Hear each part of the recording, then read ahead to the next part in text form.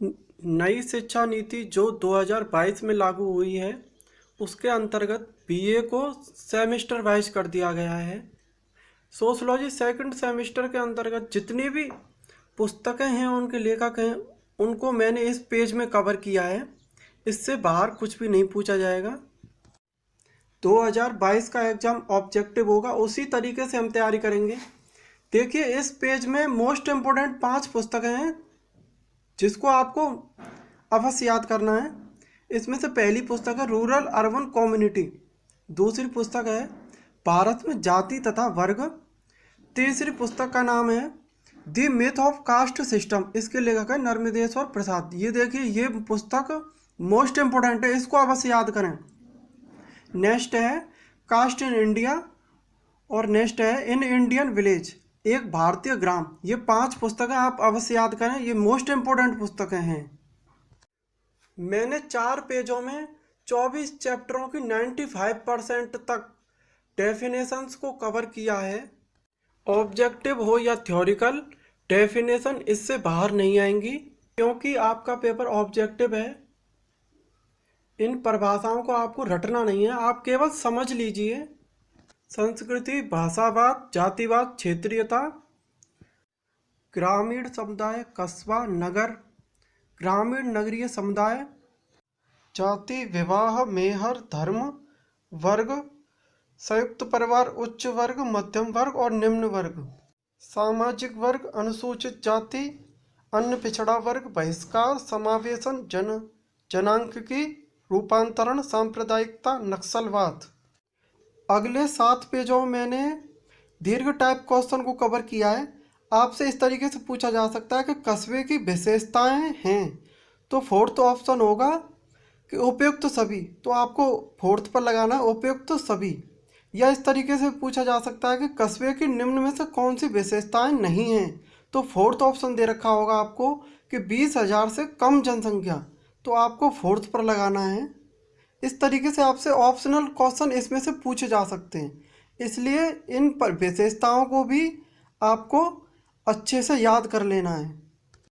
हिंदू धर्म की विशेषताएं, ईसाई धर्म की विशेषताएं, सिख धर्म की विशेषताएं, जनजाति की विशेषताएं, धर्म की प्रमुख विशेषताएं, सामाजिक वर्ग की विशेषताएं, संयुक्त परिवार की विशेषताएं, नगर के निर्धारक तत्व और विभिन्नता में एकता के तत्व, भारत की विशेषताएं, ऐतिहासिक पद्धति के गुण, ऐतिहासिक पद्धति की अनिवार्य आवश्यकताएं, ऐतिहासिक पद्धति की सीमाएं या दोष, संरचनात्मक प्रकार्यात्मक पद्धति की सीमाएं, भारतीय समाज पर भाषाई भिन्नता का प्रभाव आदि, जातिवाद के विकास के कारक, जातिवाद का परिणाम, जातिवाद के निराकरण के उपाय, जनजातियों की समस्याएं, वर्तमान में जाति में होने वाले परिवर्तन, हिंदू विवाह के परंपरागत स्वरूप, हिंदू विवाह के भेद, वर्ग निर्माण के आधार, संयुक्त परिवार को विघटित करने वाले कारक, अनुसूचित जाति की समस्याएं,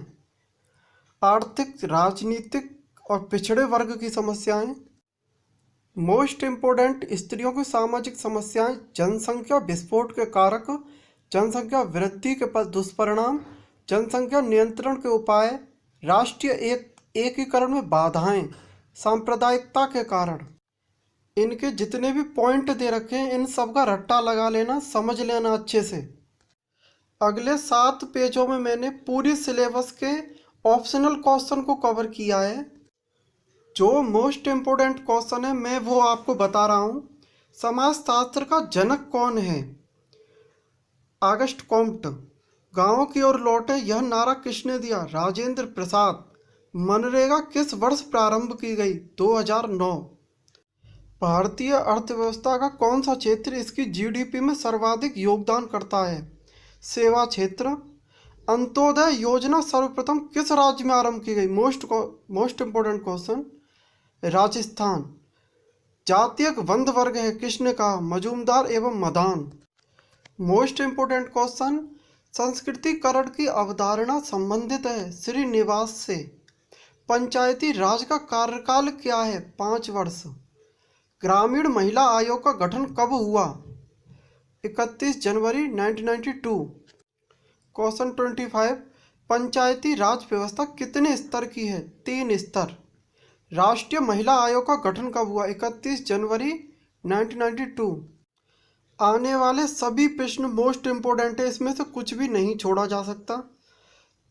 20,000 से कम जनसंख्या वाला क्षेत्र कहलाता है गांव। 20,000 से अधिक जनसंख्या वाला क्षेत्र कहलाता है कस्बा। और कस्बे की आबादी होती है 10,000 से 20,000 तक। किसने कहा कि नगर और गांव में केवल एक मात्रा का अंतर है? मैकाइवर तथा पेज ने। ये सभी क्वेश्चन पूरी पुस्तक का सार है। मैं लंबी वीडियो नहीं बनाना चाहता, इसीलिए आप अच्छे से पूरा रिवाइज कर लें।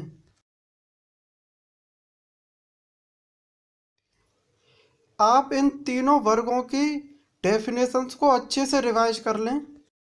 सबसे अधिक साक्षरता दर वाला राज्य, सबसे कम साक्षरता दर वाला राज्य, इस टाइप के क्वेश्चन आप अच्छे से करें।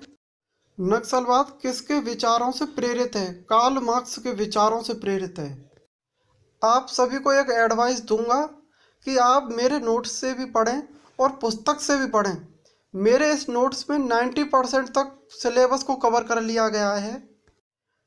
वीडियो के डिस्क्रिप्शन बॉक्स में पीडीएफ की लिंक दे रखी है, आप उस पर क्लिक करें। आपकी रिक्वेस्ट मुझे मेरे गूगल ड्राइव में प्राप्त होगी।